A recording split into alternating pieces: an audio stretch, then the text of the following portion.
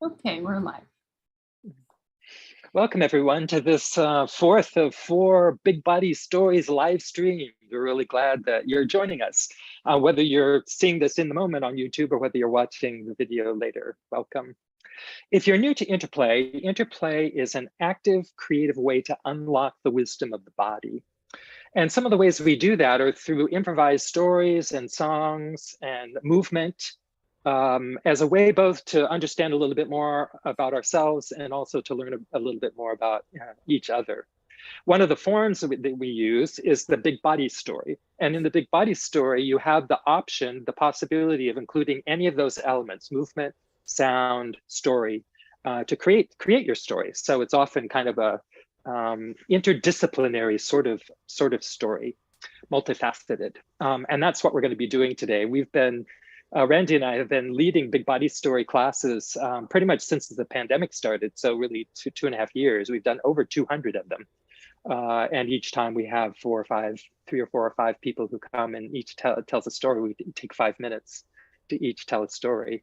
So today, all the 5 of us will each tell a story. We'll have 5 minutes. Randy does keep track of the time for us and sometimes rings a bell to let us know that our time is up, although we might not necessarily stop exactly with the bell. That's not required. But then after each story, we'll pause for a bit. And those of us who are here in the room will just put a few words or phrases in the chat box in Zoom, things that we might have responded to that might have struck us about the story, just a word or phrase.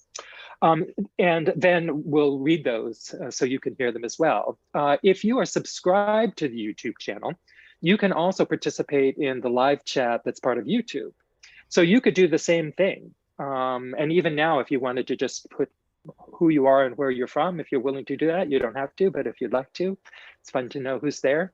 But you can also respond after each story just with 2 or 3 words or a little phrase about the story, and Maryellen will read those. So that's kind of the plan. We'll go through each of those 5 stories. We'll take a little bit of time in between to have a little bit of response, and then off we'll go. So I'd just like to have the 5 of us will introduce ourselves again. We'll just go in the order that we're going to tell our stories. So Maryellen, you're first. I'm Maryellen May, and I am living in the home of the Miami and Kaskaskia and Kickapoo nations, now known as Bloomington, Indiana. I'm Randy Newswanger. I'm in Pennsylvania. I'm Lisa Ward from the Neponsit culture land, now known as Mattapan, Massachusetts, Boston. I'm Phil Porter. I live in Oakland, California, which is Ohlone land. I'm Celia Swanson. I'm in St. Paul, Minnesota, which was the traditional home of the Lakota and the Ojibwe. All right, so everybody take a deep breath. Let it out with a sigh. And we will begin with Maryellen. Okay.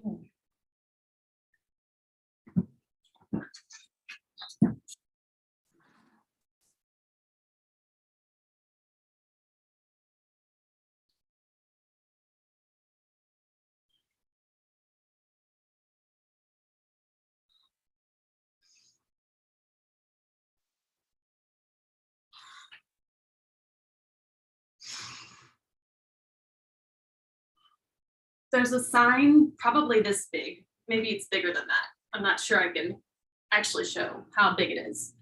But there's a big old sign on the side of the road.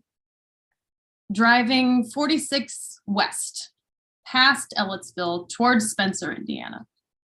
And I've seen this sign many times, and it always strikes me.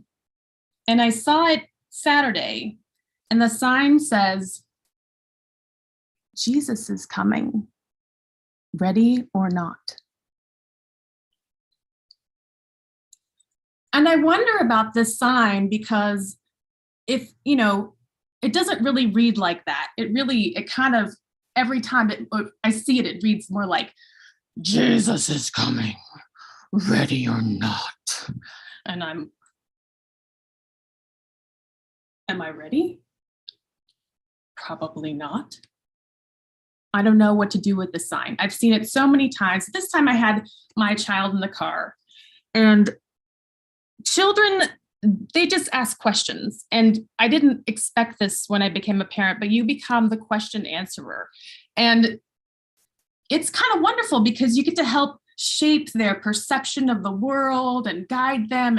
And really you want them, to come up with their own ideas and understandings. But I wasn't really prepared to answer that question that day because I was kind of tired. We were getting ready to go camping. We were taking the kids camping way out there, and I was exhausted.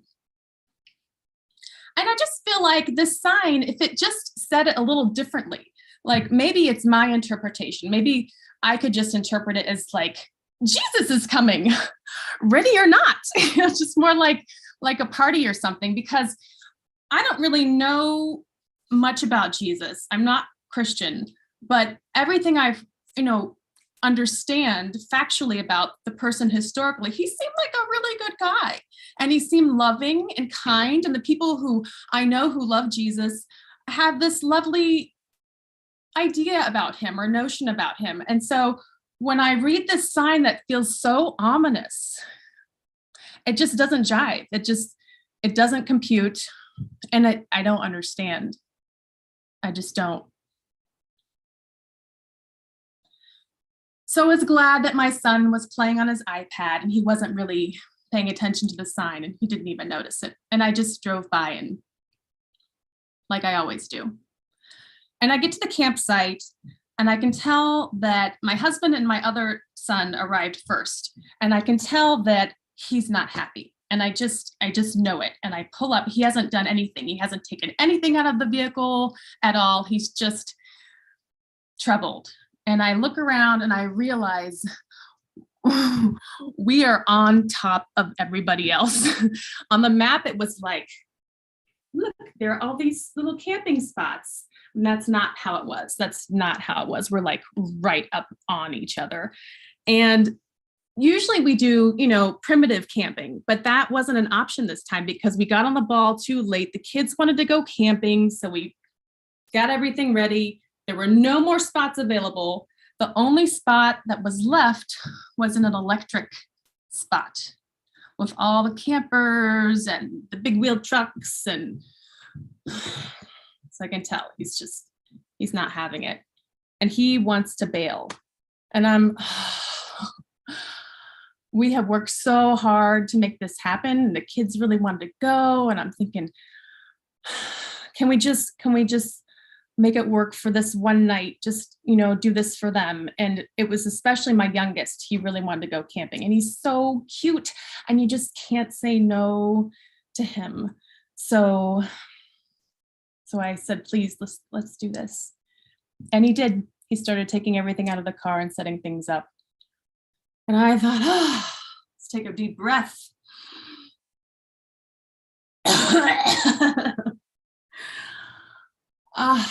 There was smoke everywhere. This is 3:30 in the afternoon, and there's clouds of smoke, puffs of smoke everywhere. And I'm, slightly allergic and choking. And I thought, man, is this hell? Has it happened?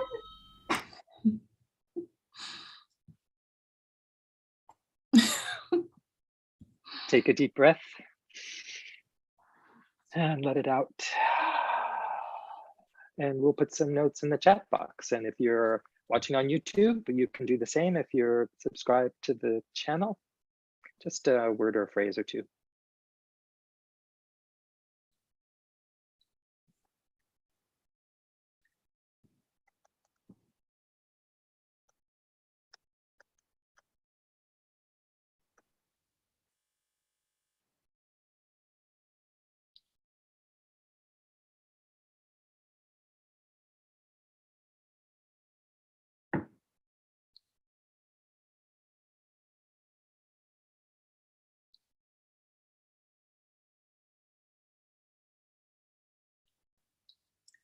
So Celia says, great last line. Loved how you were sometimes half on, half off the screen.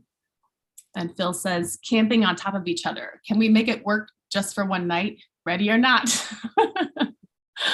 Randy says, I love that ending. Has it happened?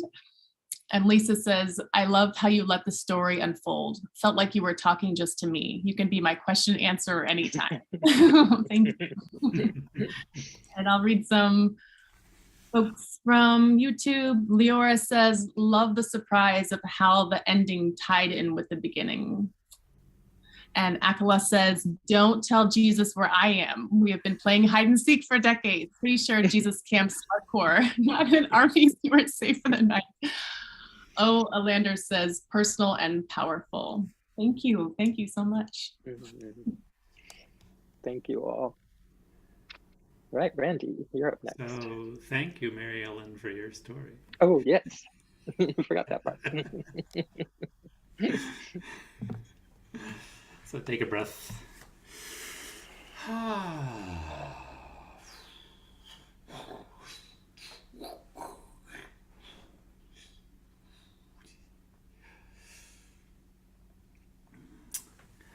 I sometimes forget that I have a Costco membership because it's not on my regular routine going to Costco, because Costco has things in large packages, and I'm single and live alone, and sometimes it's too much. But I'm looking for new winter gloves.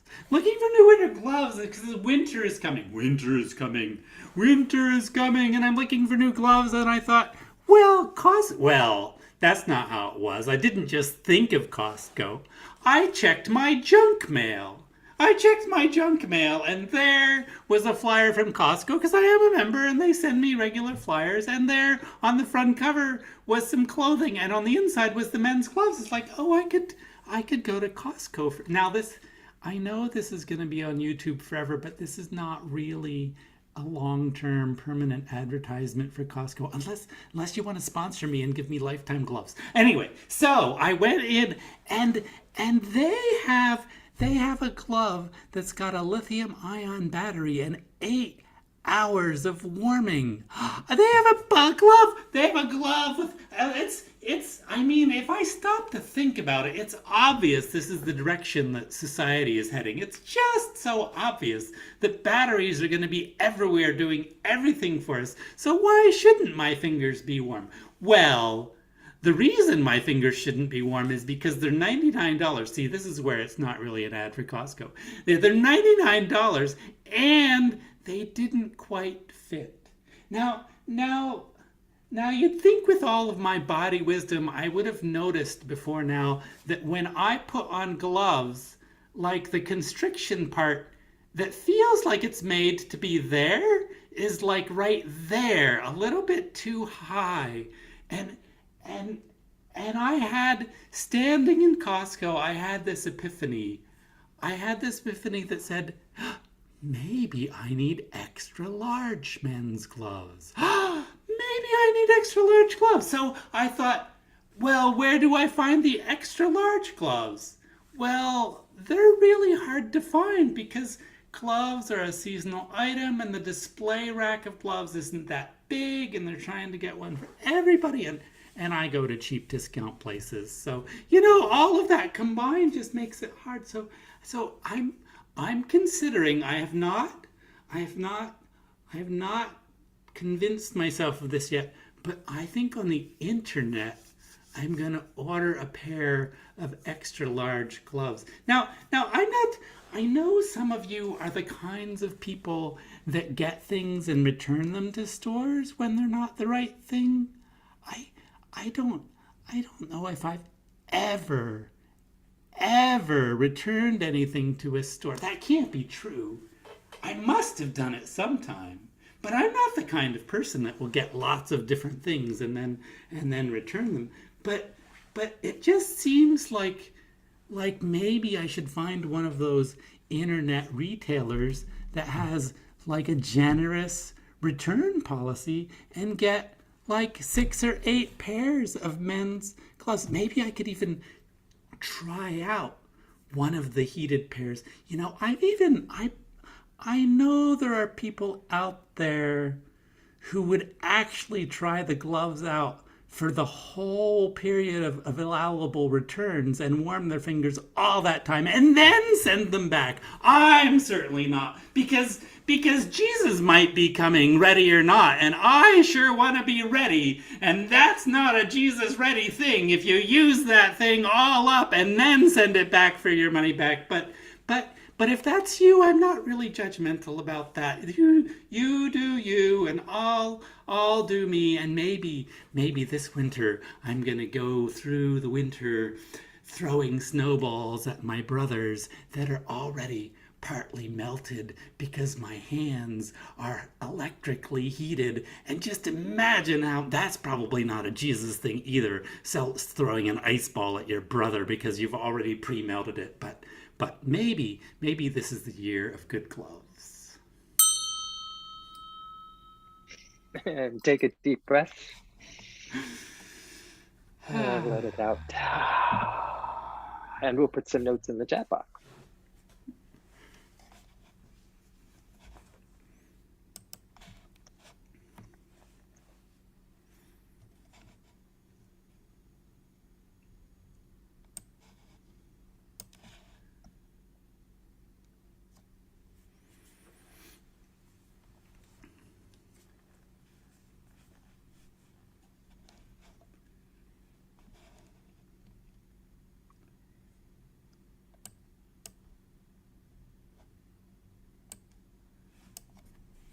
Good, so here are some notes.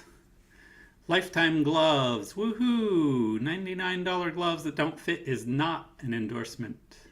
The year of good gloves, preheated, generous return policy. I'm not that kind of person. Another comment, obviously this is the direction society is going. Loved your playful repetition and close up to the screen. And gloves for life, rock hard, dangerous, un-Jesus-y snowballs, clothes that fit. Everybody take a deep breath. Oh, sorry, we'll read some from YouTube. Yep. Akala says, thank you, Randy, for not giving the retailer free advertising. That was a very nice thing to do. You are ready, my friend. Olander says, I wonder if society is advancing from one size fits all to a few sizes fits all. Leora says, loved when you tied it into the previous story. Mischief always engages me. Good. Take a deep breath and let it out. Thank you, Randy, for your story. Thank you. Lisa, you're up.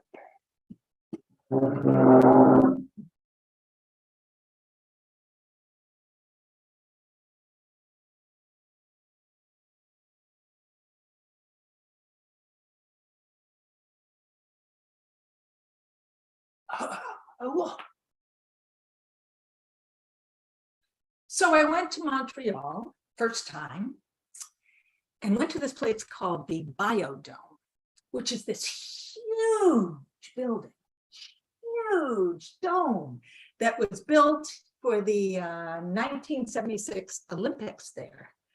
And it is just an incredible building. And it's divided into 4 sectors so that we can experience the environments of the Americas.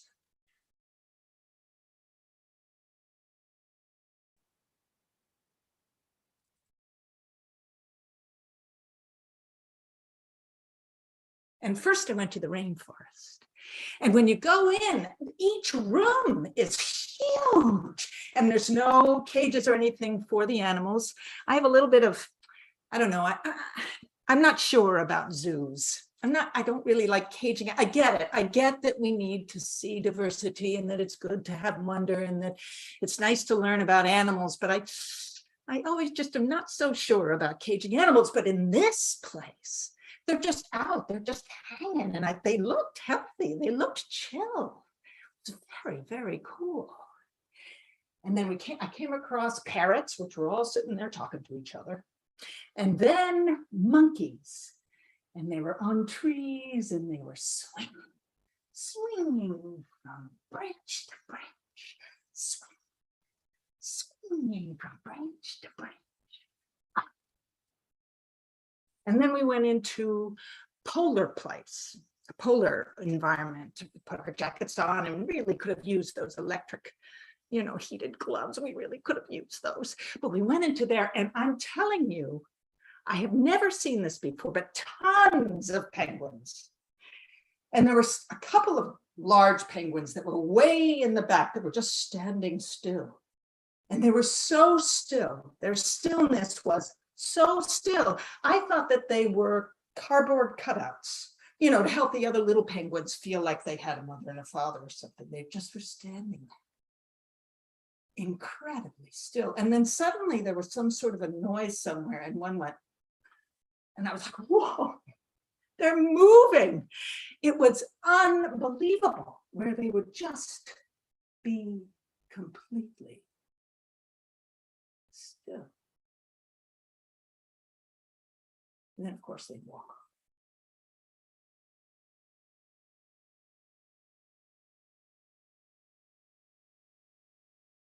And then we went into this other room that was sort of like coastal room, a northern coastal room.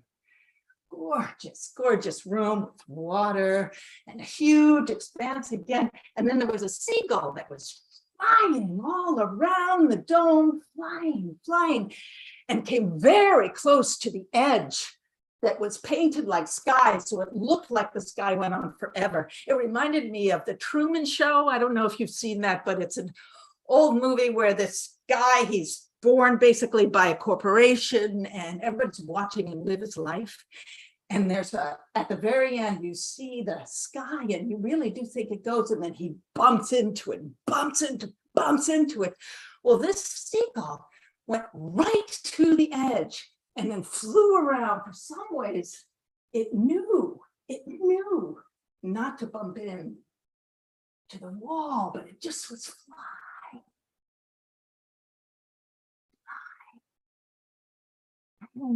Gliding.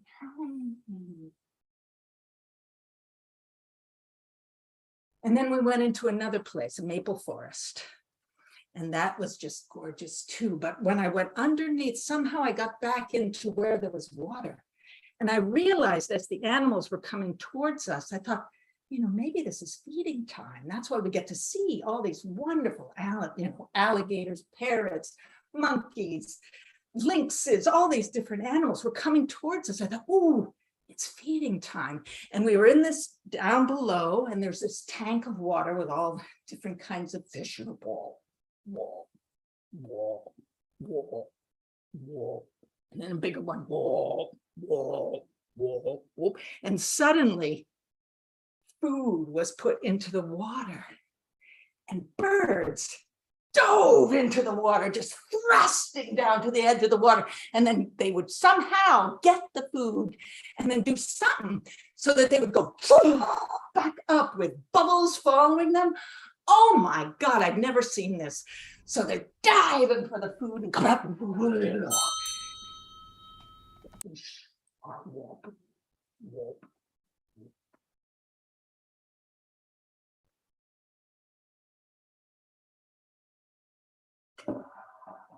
So thrusting, swinging, stillness, and shape.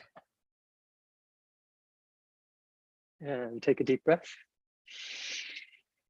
and let it out. And we'll put some notes in the chat box.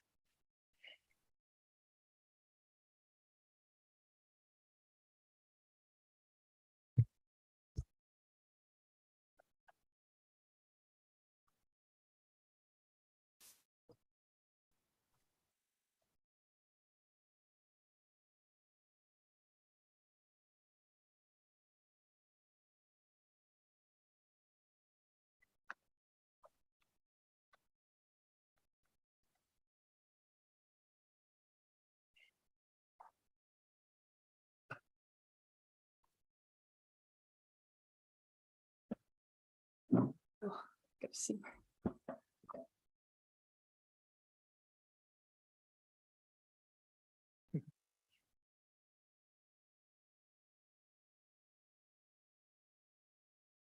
1, 2, 3.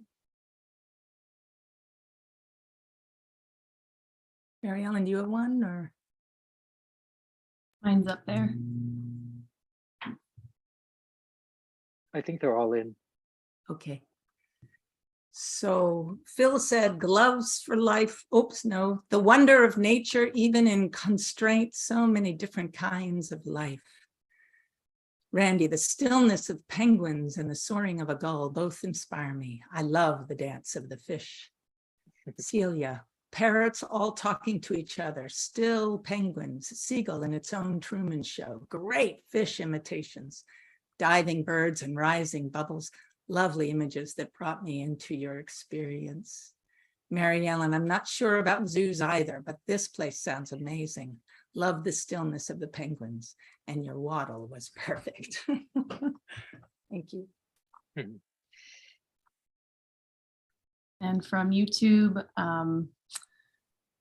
Sheila says, so expressive and alive. Loved it. Leora says, awesome animal impersonations. And O. Inlander says, great images of the animals. Yes. Thank you for your story, Lisa.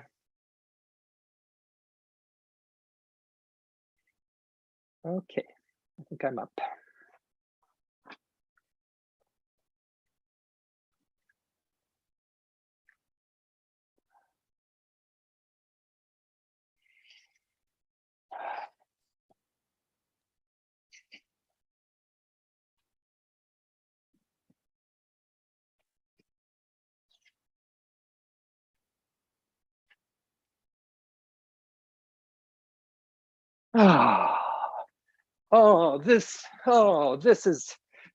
This is a dance of sympathy for poor Liz Truss. Oh, poor Liz Truss. Oh my God.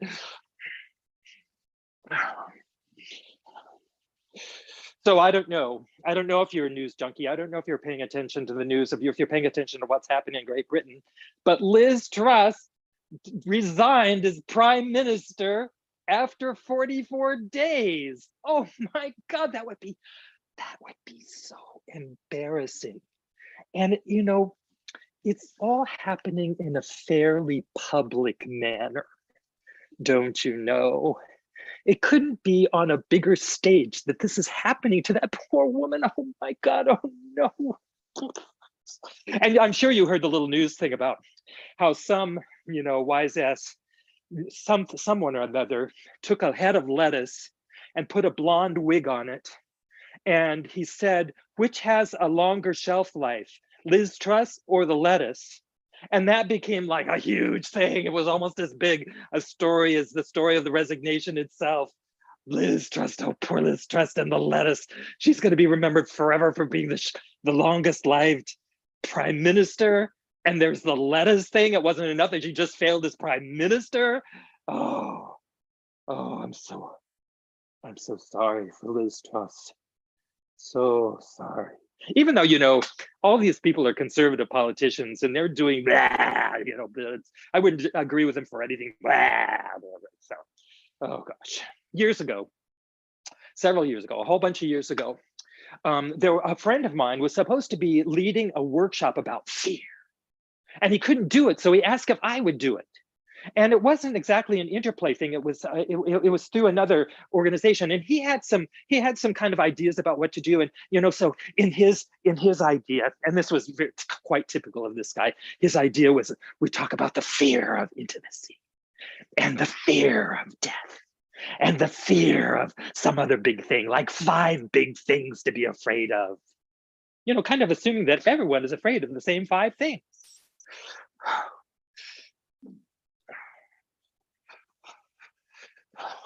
And I knew I couldn't really do that. It wasn't really my style. So I did more of a kind of an InterPlay thing where we noticed how what the body data around fear was. How does that feel in your body? And then we started thinking about the things that we were the things that we were afraid of. And so we got to make our own lists of what we were afraid of. So it didn't have to be the fear of intimacy or the fear of death. You know, I can't even remember the other 3. They're just not kind of my thing. But here are the 2 main things that I remember that I was afraid of.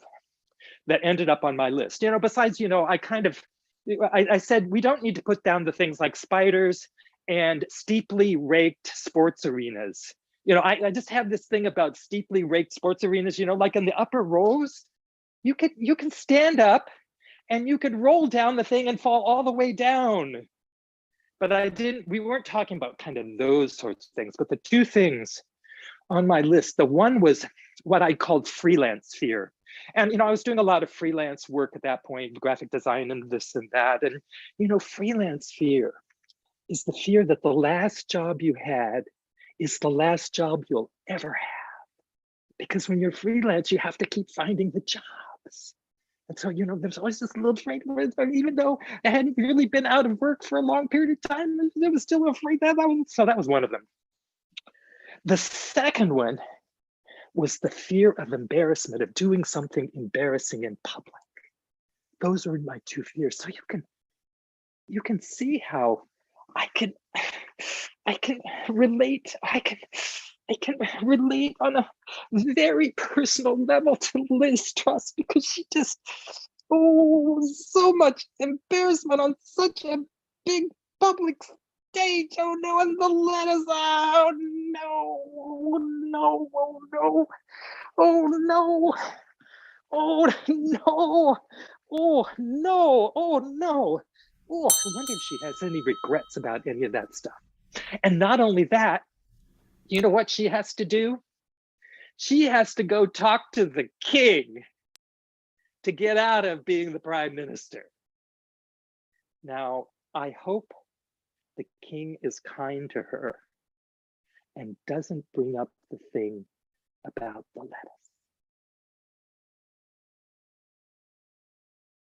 lettuce. Take a deep breath. And you can put some notes in the chat box.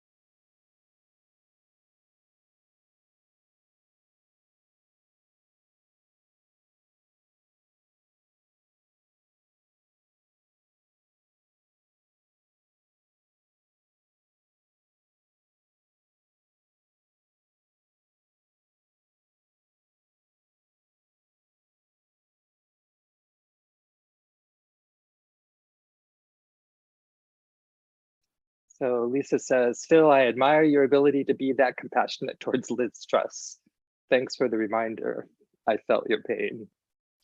Randy says, I'm glad you're talking about your fears and I don't have to think about my own. A great dance on behalf of unfortunate situations. Celia says, a dance of sympathy. I love that idea. Your cringing in empathy and fear was visceral for me. The public embarrassment and raked arena seating are both terrifying and make for good stories. Maryellen, my cheeks hurt from laughing. Thank you. Fun to hear blah and stick your tongue out. And on YouTube, we have Leora says, freelance fear. I get it. Thank you for witnessing that story. You, Okay, Celia.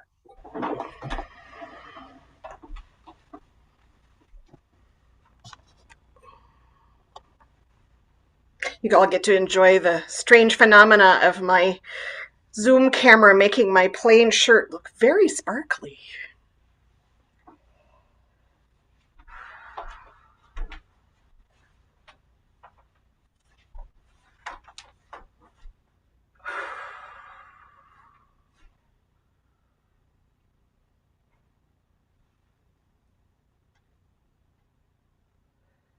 The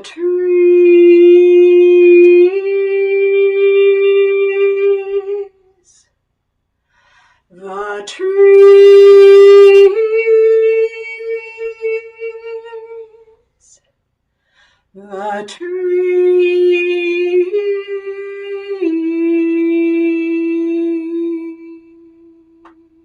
on my drive back from visiting my mother in La Crosse, Wisconsin, I stopped at the Great River Bluffs State Park, the Great River Bluffs State Park. Oh, this incredible park perched above the Mississippi River on one of the great bluffs of the Mississippi River Valley, which is huge expanse. The bluffs way over on the east side and the bluffs way over on the west side used to be where the bigger Mississippi River used to flow. The bigger Mississippi, the prehistoric Mississippi River, went from bank to bank. It's so much smaller now, but it's still a mighty river. And the trees,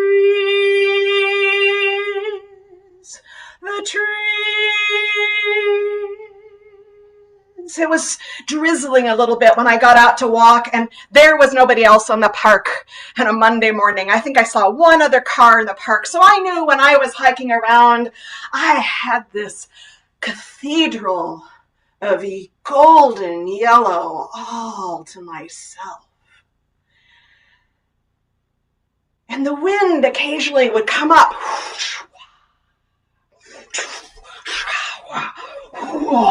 Sometimes like almost a gale, it felt like. Whoosh, like it was blowing in winter. But it was still beautiful autumn colors. And the trees,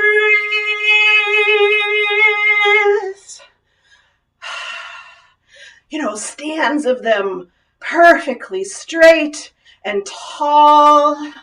Their bark dark from a little bit of damp from the sprinkles, and that golden yellow. I mean, yellow's not quite the right word. They were like yellow through amber. The trees.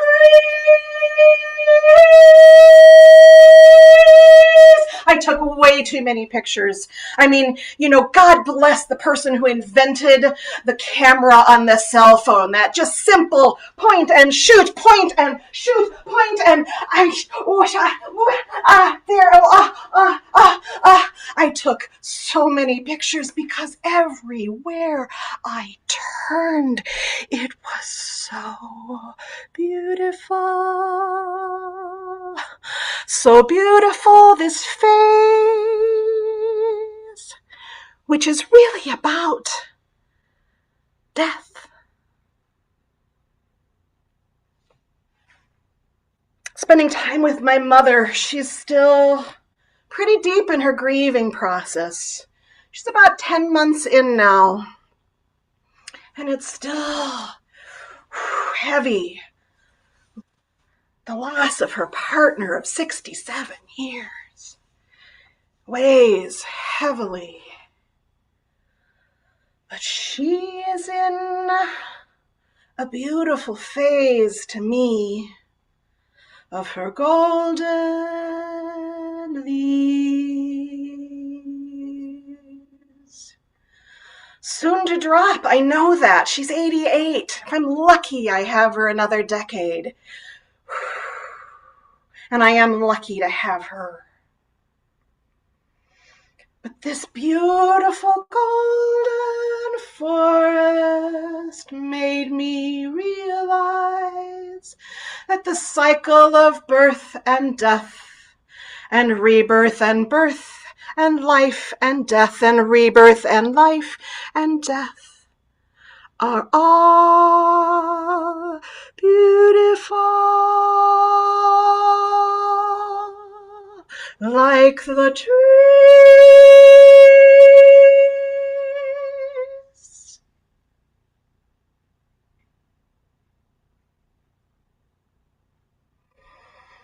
And take a deep breath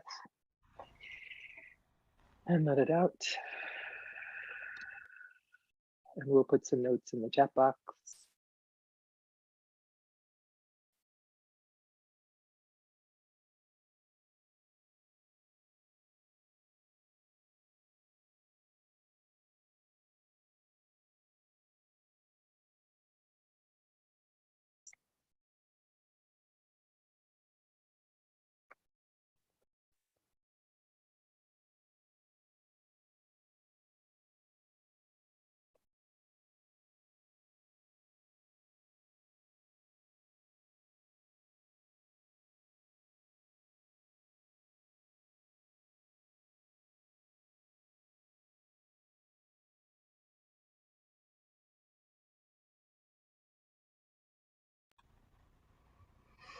So Lisa wrote, Yellow Cathedral, well-crafted story, thank you.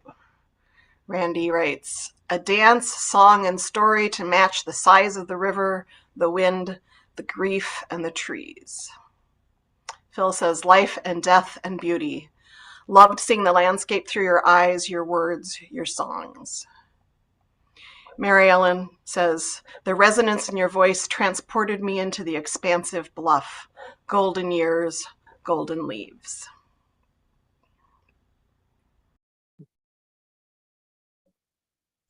There's a lag on YouTube, so I think some will start coming in, but they're not any yet. So.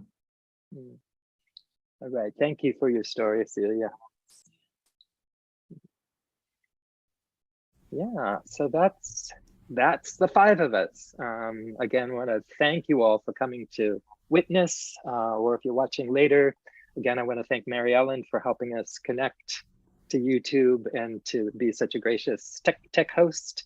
And thank you to the 5 of us who are telling stories. So we'll let you know if and when we plan to do this again. And just to know that the videos are posted after the event, so people can watch them later on if you want to point them in that direction.